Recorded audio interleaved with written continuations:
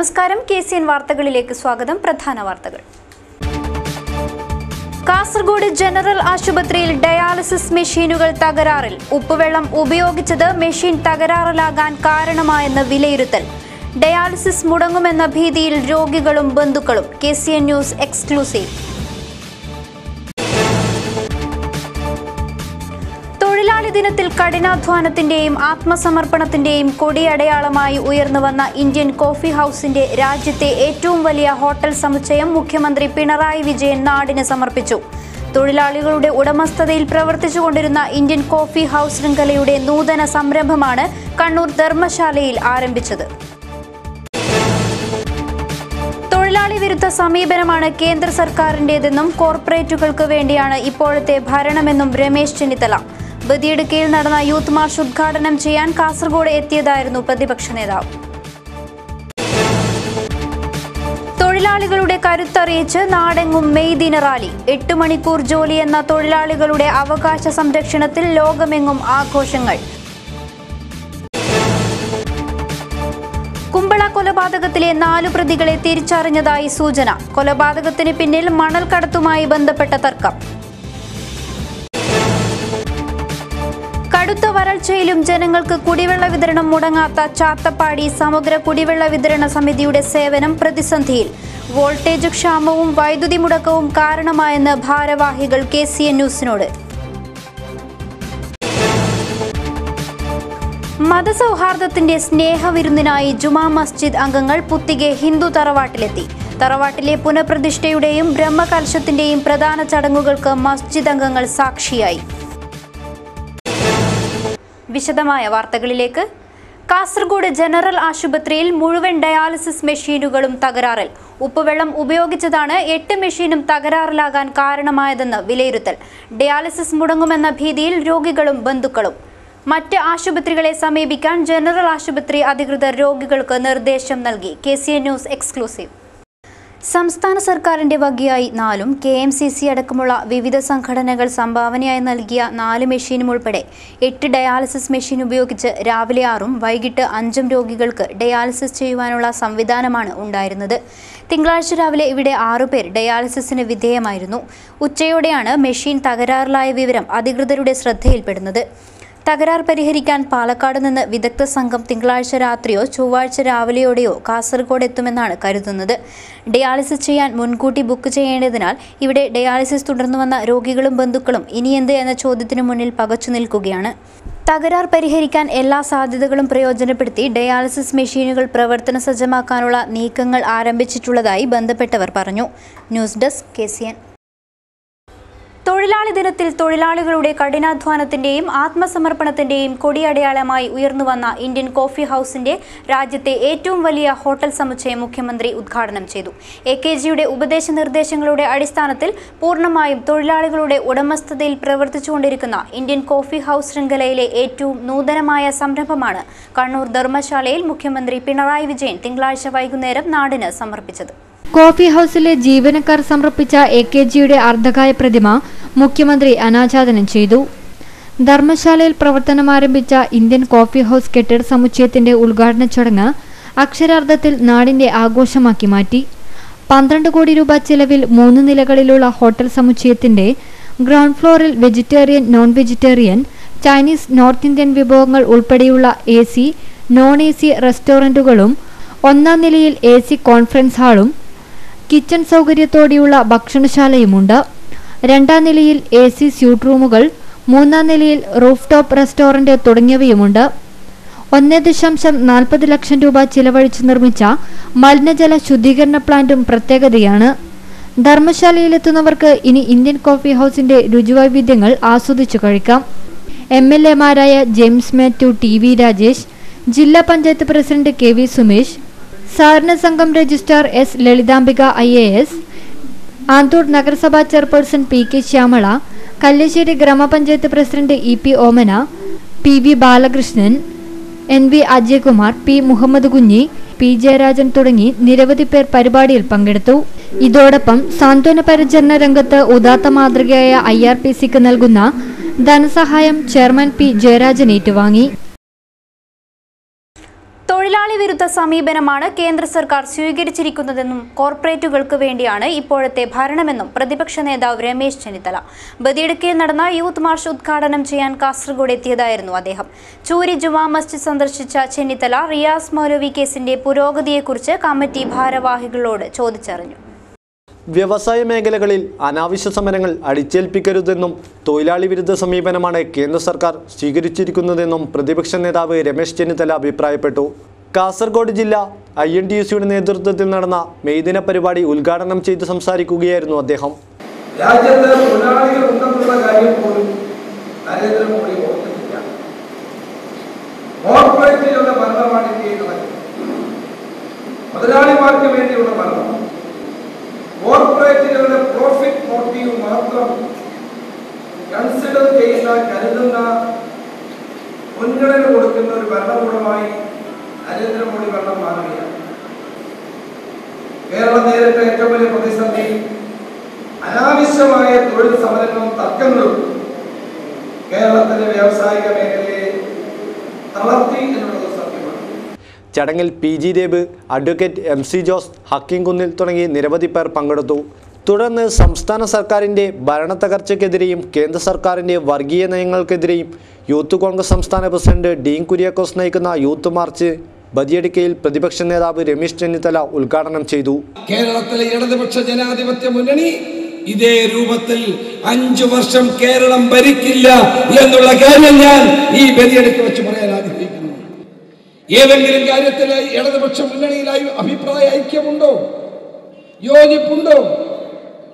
പരസ്പരം പഠിക്കുന്ന ഘടകകക്ഷികൾ CPM പറയുന്ന എല്ലാ കാര്യത്തിനുമെതിരെ സംസാരിക്കുന്ന CPI, മുഖ്യമന്ത്രിയെ ഒറ്റപ്പെടുത്തിക്കൊണ്ട് സംസാരിക്കുന്ന CPI, CPIക്കെതിരെ സംസാരിക്കുന്ന മുഖ്യമന്ത്രി. ഇതാണ് കേരളം കണ്ടുകൊണ്ടിരിക്കുന്നത്. ഇതിനാണോ എവരെ കേരളത്തിലെ ജനങ്ങൾ അധികാരത്തിൽ കൊണ്ടുവന്നത്? മുന്നണിക്ക് കെട്ടുറപ്പില്ലാതായിരിക്കുന്നു. പരസ്പരം ആക്ഷേപങ്ങളും ആരോപണങ്ങളും ഉന്നയിക്കുന്ന ഒരു മുന്നണി. ആ മുന്നണിയിൽ നിന്ന് ജനങ്ങൾക്ക് എന്ത് പ്രതീക്ഷിക്കാൻ കഴിയും? K. സുധാകരൻ, MLA മാരായ KC Joseph, VD Satheesan, K. Muraleedharan തുടങ്ങിയവർ പങ്കെടുത്തു. സംസ്ഥാനത്തെ മുഴുവൻ നിയോജക മണ്ഡലങ്ങളിലൂടെയും കടന്നുപോകുന്ന മാർച്ച് 23-ന് തിരുവനന്തപുരത്ത് സമാപിക്കും. സംസ്ഥാന സർക്കാരിൻ്റെ 1ാം വാർഷികം ആഘോഷിക്കുന്ന 25-ന് സെക്രട്ടേറിയറ്റ് ഉപരോധം നടത്തും. വർഗീയതയ്ക്കെതിരെ നാടുണർത്തുക, ഭരണത്തകർച്ചയ്ക്കെതിരെ മനസ്സുണർത്തുക എന്ന മുദ്രാവാക്യങ്ങൾ ഉയർത്തിയാണ് മാർച്ച് സംഘടിപ്പിച്ചിരിക്കുന്നത്. കൊലപാതക രാഷ്ട്രീയം, സദാചാര ഗുണ്ടായിസം, വിദ്യാഭ്യാസ കച്ചവടം എന്നിവയ്ക്കെതിരെയുമുള്ള നിലപാടുകൾ മാർച്ചിലുടനീളം ഉയർത്തും. പഴയ ചൂരിയിലെ മദ്രസ അധ്യാപകൻ റിയാസ് മൗലവി കൊല്ലപ്പെട്ട ചൂരി ജുമാ മസ്ജിദ് പ്രതിപക്ഷ നേതാവ് രമേശ് ചെന്നിത്തല സന്ദർശിച്ചു. യൂത്ത് കോൺഗ്രസ് യുവജന മാർച്ചിൽ സംബന്ധിക്കാനെത്തിയ രമേശ് ചെന്നിത്തലയ്ക്കൊപ്പം വിവിധ നേതാക്കൾ ജുമാ മസ്ജിദ് സന്ദർശിച്ചു. തൊഴിലാളികളുടെ കരുത്തറിയിച്ച് നാടെങ്ങും മെയ്ദിന റാലി. 8 മണിക്കൂർ ജോലി, 8 മണിക്കൂർ വിനോദം, 8 മണിക്കൂർ വിശ്രമം എന്ന തൊഴിലാളികളുടെ അവകാശ സംരക്ഷണത്തിന്റെ ഓർമ്മകൾ പുതുക്കിയായിരുന്നു നാടെങ്ങും മെയ്ദിന ആഘോഷങ്ങൾ സംഘടിപ്പിച്ചത്. കാസർഗോഡ് നടന്ന മെയ്ദിന റാലി CITU സംസ്ഥാന വൈസ് പ്രസിഡന്റ് P. രാഘവൻ ഉദ്ഘാടനം ചെയ്തു. ലോകമെമ്പാടുമുള്ള തൊഴിലാളികൾ അവകാശങ്ങൾക്കു വേണ്ടി പൊരുതിയതിന്റെ സ്മരണകൾ അയവിറക്കിക്കൊണ്ട് സർവ്വരാജ്യ തൊഴിലാളി ദിനത്തിൽ മെയ്ദിന റാലി നടന്നു. കാസർഗോഡ് നടന്ന മെയ്ദിന പരിപാടിയിൽ CITU AITUCയുടെ നേതൃത്വത്തിൽ പുതിയ ബസ് സ്റ്റാൻഡ് പരിസരത്ത് മെയ്ദിന റാലിയും സംഘടിപ്പിച്ചു.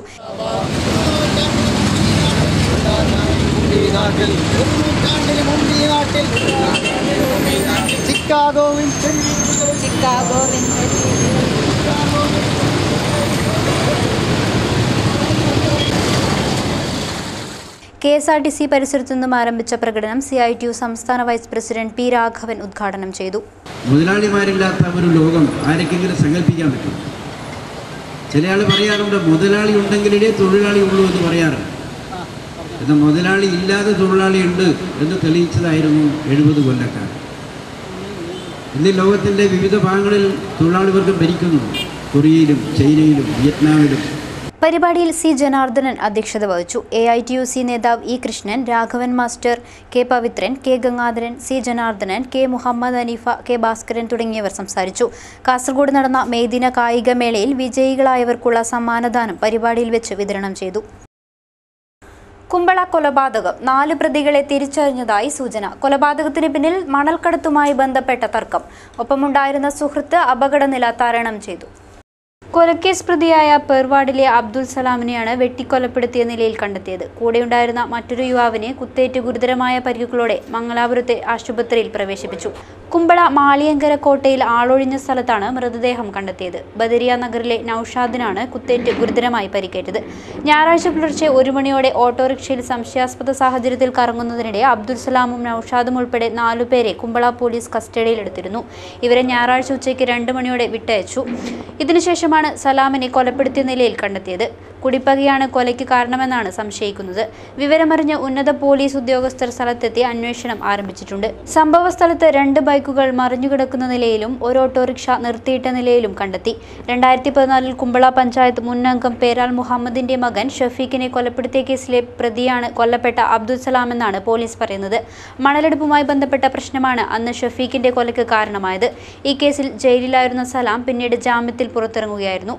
ഉപ്പള സംഭവത്തിനു ശേഷം കുമ്പളയിൽ ചേരിതിരിഞ്ഞുള്ള ആക്രമണം ശക്തിപ്പെട്ടിരുന്നതായി നാട്ടുകാർ പറയുന്നുണ്ട്. സലാമിനെ കൊലപ്പെടുത്തിയ പ്രതികൾക്ക് വേണ്ടി പോലീസ് വ്യാപക തിരച്ചിൽ നടത്തി വരികയാണ്. അതേസമയം വെട്ടേറ്റ് ഗുരുതരമായി പരിക്കേറ്റ സുഹൃത്തിനെ മംഗലാപുരത്തേക്ക് കൊണ്ടുപോകും വഴി ആംബുലൻസ് കാറിലിടിച്ച് 2 പേർ മരിച്ചു. ഉപ്പള മള്ളങ്കയിലെ യൂസഫ് ഹാജിയുടെ ഭാര്യ സുലൈഖ, മറിയം മുഫീദ എന്നിവരാണ് മരിച്ചത്. News desk KCN. ജലക്ഷാമം അതിരൂക്ഷമായി തുടരുന്നതോടെ ജനകീയ സമിതിയുടെ കുടിവെള്ള വിതരണവും മുടങ്ങുന്നു.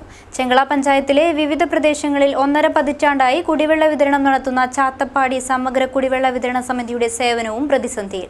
വോൾട്ടേജ് ക്ഷാമവും വൈദ്യുതി മുടക്കവും സാമ്പത്തിക ബുദ്ധിമുട്ടുമാണ് പ്രതിസന്ധിക്ക് കാരണമെന്ന് ഭാരവാഹികൾ KCN ന്യൂസിനോട് പറഞ്ഞു. ചെങ്കള പഞ്ചായത്തിലെ പൈക്ക ചാത്തപ്പാടി പ്രദേശത്തുള്ള 80ഓളം കുടുംബങ്ങളാണ് ചാത്തപ്പാടി സമഗ്ര ശുദ്ധജല വിതരണത്തെ ആശ്രയിക്കുന്നത്.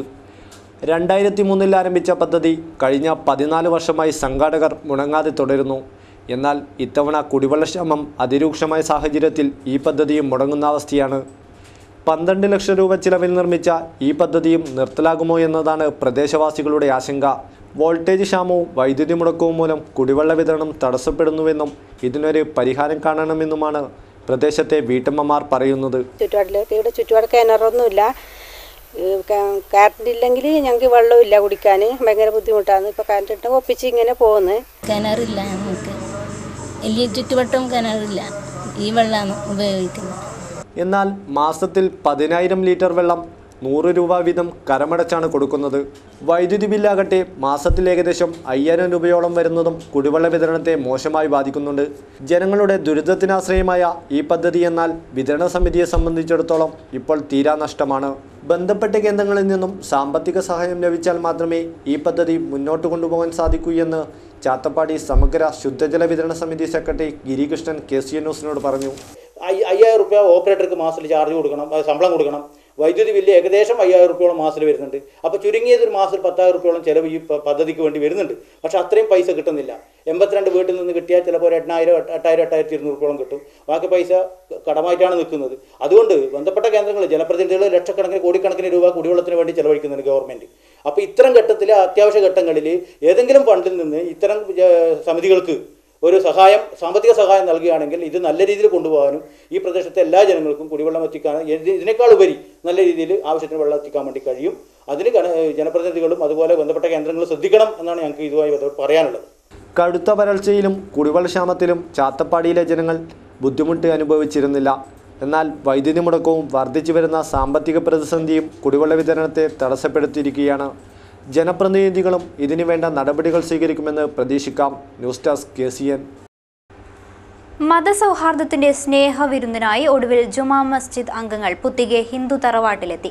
തറവാട്ടിൽ നടക്കുന്ന പുനഃപ്രതിഷ്ഠയുടെയും ബ്രഹ്മകലശത്തിന്റെയും ചടങ്ങുകൾക്ക് സാക്ഷിയാകാൻ തറവാട്ടുകാരുടെ ക്ഷണനം സ്വീകരിച്ചാണ് മസ്ജിദ് അംഗങ്ങൾ എത്തിയത്.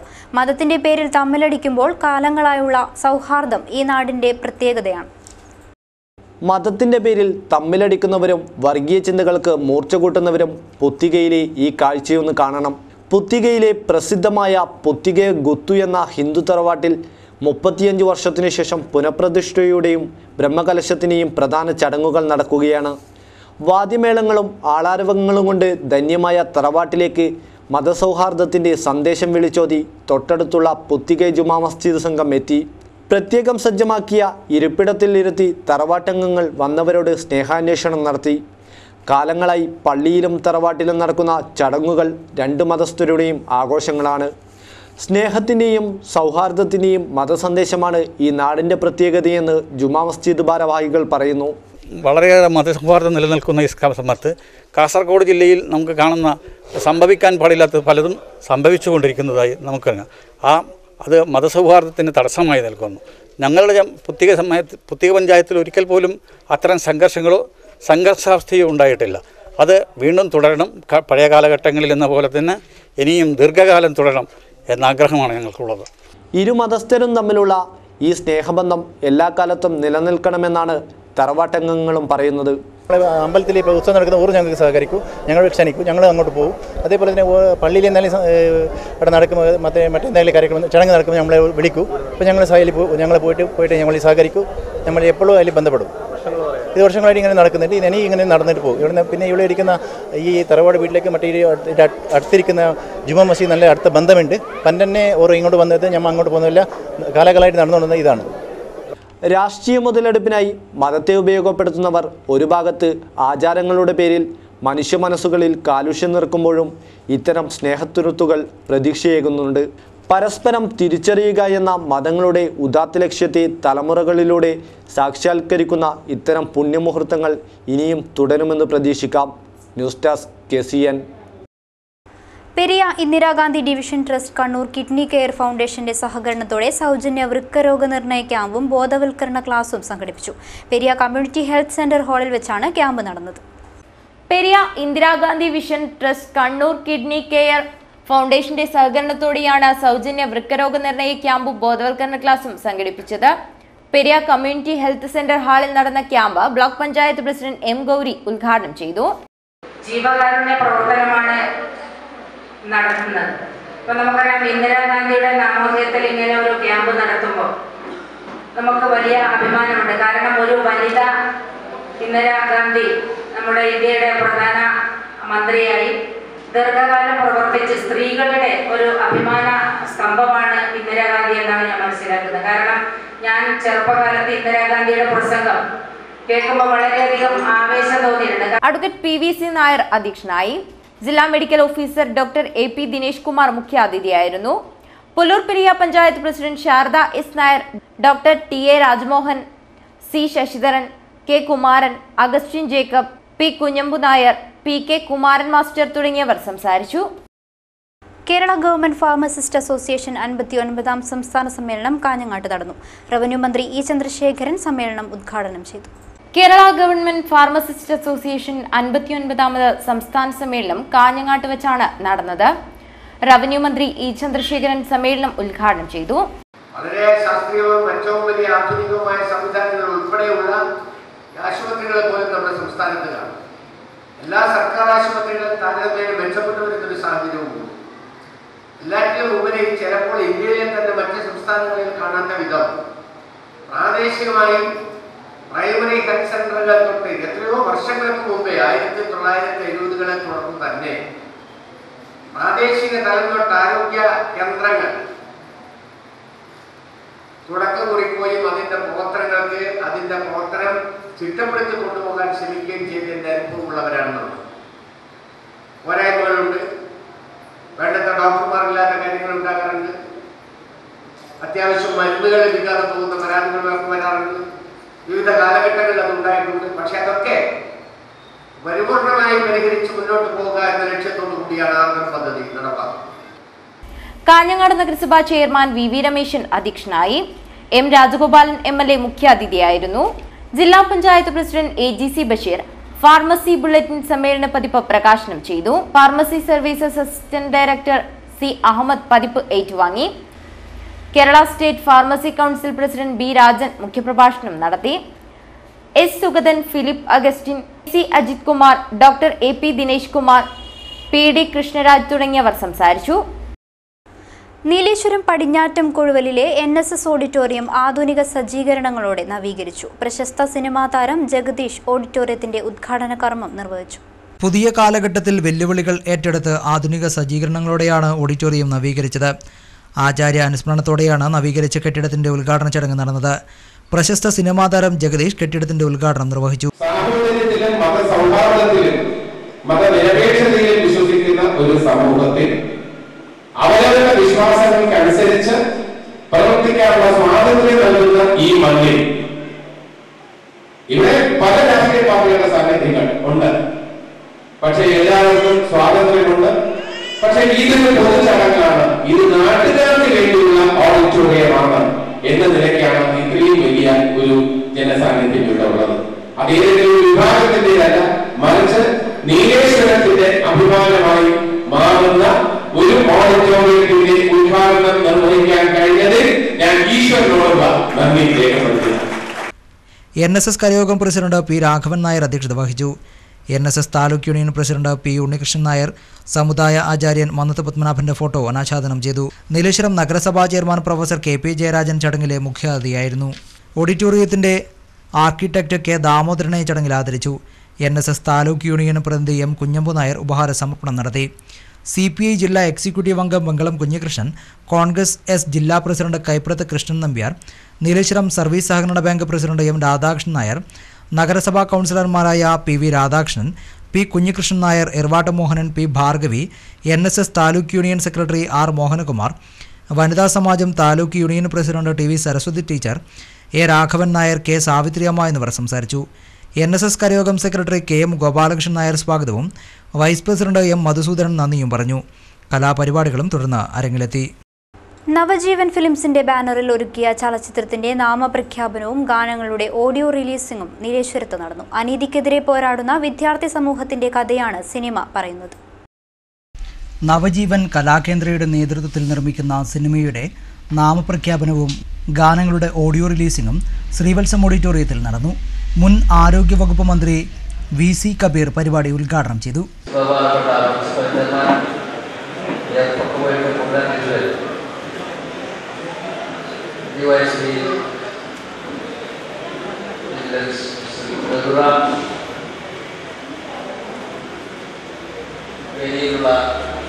സിനിമയുമായി ബന്ധപ്പെട്ട നടന്മാരെ, ഗായകരെ, ഡയറക്ടർമാരെ, ശില്പികളെ, സിനിമയുടെ നാമപ്രഖ്യാപനവും Kasaragod vigilance DYSP KV Raghuram നിർവഹിച്ചു.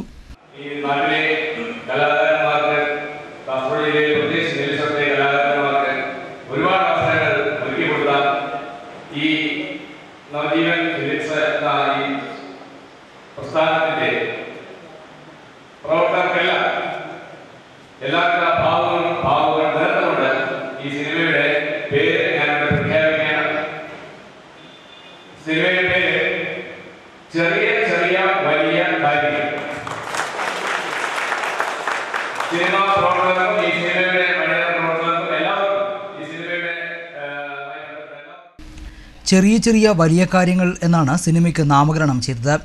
പരിപാടിയിൽ സുധീർ മാടകത്ത് അധ്യക്ഷനായി. രവിനാഥ് വൈരങ്കോടാണ് സിനിമയുടെ സംവിധാനം. പ്രധാന വാർത്തകൾ വീണ്ടും. കാസർഗോഡ് ജനറൽ ആശുപത്രിയിൽ ഡയാലിസിസ് മെഷീനുകൾ തകരാറിൽ. ഉപ്പുവെള്ളം ഉപയോഗിച്ചത് മെഷീൻ തകരാറിലാകാൻ കാരണമായെന്ന് വിലയിരുത്തൽ. ഡയാലിസിസ് മുടങ്ങുമെന്ന ഭീതിയിൽ രോഗികളും ബന്ധുക്കളും. KCN news exclusive. തൊഴിലാളി ദിനത്തിൽ കഠിനാധ്വാനത്തിന്റെയും ആത്മസമർപ്പണത്തിന്റെയും കൊടിയടയാളമായി ഉയർന്നുവന്ന ഇന്ത്യൻ കോഫി ഹൗസിന്റെ രാജ്യത്തെ ഏറ്റവും വലിയ ഹോട്ടൽ സമുച്ചയം മുഖ്യമന്ത്രി പിണറായി വിജയൻ നാടിന് സമർപ്പിച്ചു. തൊഴിലാളികളുടെ ഉടമസ്ഥതയിൽ പ്രവർത്തിച്ചുകൊണ്ടിരുന്ന ഇന്ത്യൻ കോഫി ഹൗസ് ശൃംഖലയുടെ നൂതന സംരംഭമാണ് കണ്ണൂർ ധർമ്മശാലയിൽ ആരംഭിച്ചത്. തൊഴിലാളി വിരുദ്ധ സമീപനമാണ് കേന്ദ്ര സർക്കാരിന്റേതെന്നും കോർപ്പറേറ്റുകൾക്ക് വേണ്ടിയാണ് ഇപ്പോഴത്തെ ഭരണമെന്നും രമേശ് ചെന്നിത്തല. ബദിയടുക്കയിൽ നടന്ന യൂത്ത് മാർച്ച് ഉദ്ഘാടനം ചെയ്യാൻ കാസർഗോഡ് എത്തിയതായിരുന്നു പ്രതിപക്ഷ നേതാവ്. തൊഴിലാളികളുടെ കരുത്തറിയിച്ച് നാടെങ്ങും മെയ് ദിന റാലി. 8 മണിക്കൂർ ജോലി എന്ന തൊഴിലാളികളുടെ അവകാശ സംരക്ഷണത്തിൽ ലോകമെങ്ങും ആഘോഷങ്ങൾ. കുമ്പള കൊലപാതകത്തിലെ 4 പ്രതികളെ തിരിച്ചറിഞ്ഞതായി സൂചന. കൊലപാതകത്തിന് പിന്നിൽ മണൽ കടത്തുമായി ബന്ധപ്പെട്ട തർക്കം. കടുത്ത വരൾച്ചയിലും ജനങ്ങൾക്ക് കുടിവെള്ള വിതരണം മുടങ്ങാത്ത ചാത്തപ്പാടി സമഗ്ര കുടിവെള്ള വിതരണ സമിതിയുടെ സേവനം പ്രതിസന്ധിയിൽ. വോൾട്ടേജ് ക്ഷാമവും വൈദ്യുതി മുടക്കവും കാരണമായെന്ന് ഭാരവാഹികൾ KCN ന്യൂസിനോട്. മതസൗഹാർദ്ദത്തിന്റെ സ്നേഹവിരുന്നിനായി ജുമാ മസ്ജിദ് അംഗങ്ങൾ പുത്തികെ ഹിന്ദു തറവാട്ടിലെത്തി. തറവാട്ടിലെ പുനഃപ്രതിഷ്ഠയുടെയും ബ്രഹ്മകലശത്തിന്റെയും പ്രധാന ചടങ്ങുകൾക്ക് മസ്ജിദ് അംഗങ്ങൾ സാക്ഷിയായി. വാർത്താ ബുള്ളറ്റിൻ പൂർണ്ണമാകുന്നു. നമസ്കാരം.